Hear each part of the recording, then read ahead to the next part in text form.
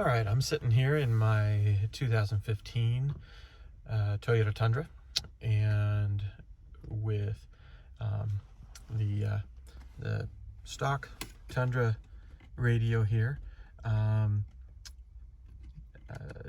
other day I had a issue with the Bluetooth where I would start up the truck and hit select phone here, and it would just come up with waiting for Bluetooth. I'll see if I can find a picture of it. It's not happening right now because I fixed it, and that's why I'm doing this video. But hit select phone and would just hit waiting for Bluetooth and would stay there for a long time and nothing would happen. I tried many things, tried deleting the Bluetooth profile from my phone, tried to connect other phones. Obviously you couldn't do it because you can't select the phone.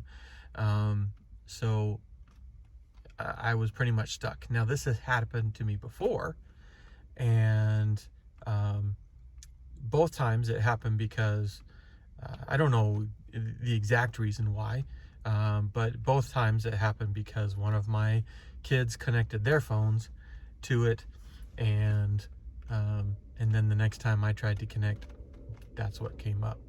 So the first time this happened, I tried many different things, tried to update the radio, tried to do lots of different things, but nothing worked. And so I pretty much just let it go. 6 months later, all of a sudden it just started working. Don't know why. So this time it happened again. I didn't want to just wait another 6 months for it to start working again. Didn't really want to take it to the dealership. I had seen several posts on the internet that the dealer didn't even know what to do with it. So, but then I found this post that talked about this procedure to do to get this working. And basically it resets the radio, which includes the Bluetooth module reset. So this is the way you do it. Over on the right hand side here you have the apps button. So what we're going to do, we're going to hold down the apps button, okay, and then we need to turn the lights on and off 3 times. Now I'm going to have to put the phone down to do that. 1, 2, 3, and then this is what comes up. This diagnosis check screen, and then you see this INT button here.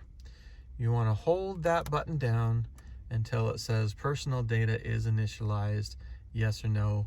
Click yes. Okay, it'll say audio off, and then go back to that, and then what you want to do is just hold down that power button until it reboots. Okay.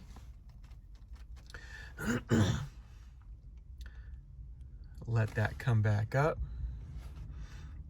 and then it comes back up to this screen. And then at that point, you'll then be able to select phone, and it doesn't say waiting for Bluetooth anymore. It allows you to add your phone. So if you had more phones in there, they're all going to be erased, but at least it will allow you now to connect to the Bluetooth. The Bluetooth module is working. You'll be able to connect to your phone now. Hope that helps, and talk to you guys later.